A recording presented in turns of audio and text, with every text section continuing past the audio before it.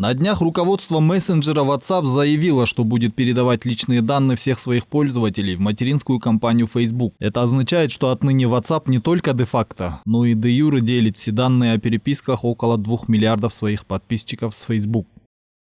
Как часть компании Facebook, WhatsApp получает информацию от других компаний Facebook и делится ею. Мы можем использовать информацию, которую мы получаем от них, а они могут использовать информацию, которой с ними делимся мы.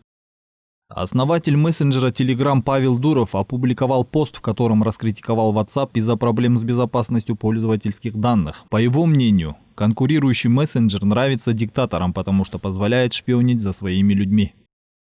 Мир, кажется, шокирован новостью о том, что WhatsApp превратил любой телефон в шпионское программное обеспечение. Все на нашем телефоне, включая фотографии, электронные письма и тексты, было доступно злоумышленникам только потому, что у вас установлен WhatsApp. Каждый раз, когда WhatsApp приходится исправлять критическую уязвимость в своем приложении, на ее месте появляется новое. Все их проблемы безопасности работают как бэкдоры.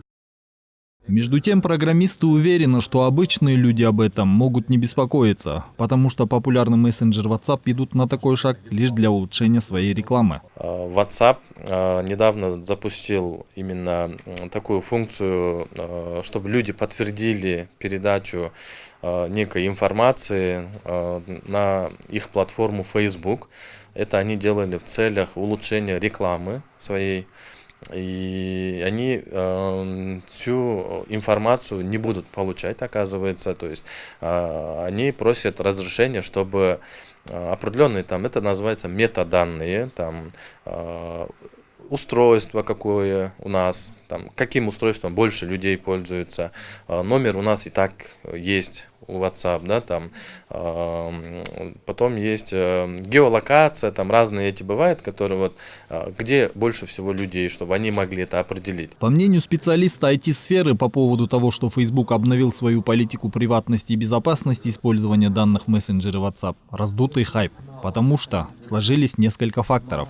Во-первых, это результаты выборов в Штатах, да, и тема как бы монополии и очень сильного влияния на жизнь обычных людей и политиков, и государств в том числе, со стороны Гугла, Фейсбука, Амазона, он встал прям очень остро. И вкупе с обновлением политики, вкупе с темой, что Твиттер заблокировал навечно аккаунт Дональда Трампа, плюс его сторонники, когда они перебежали с Твиттера, соответственно, в другую твиттероподобную сеть, да, там тоже как бы его вообще отключили от серверов Planner, да, то есть его отключили от серверов. Amazon его, весь его хостинг, где были сервера, он отключил, аккаунты тоже забанил. Согласно данным Statista.com, у мессенджера WhatsApp 2 миллиарда пользователей, и он является одним из самых популярных мобильных социальных приложений в мире. В феврале 2014 года социальная сеть Facebook приобрела мобильное приложение за 19 миллиардов долларов США. Второе место занимает Facebook Messenger, 1 миллиард 300 миллионов пользователей. Далее идет WeChat, 1 миллиард 200 миллионов пользователей. QQ 800 миллионов пользователей. Telegram 500 миллионов пользователей.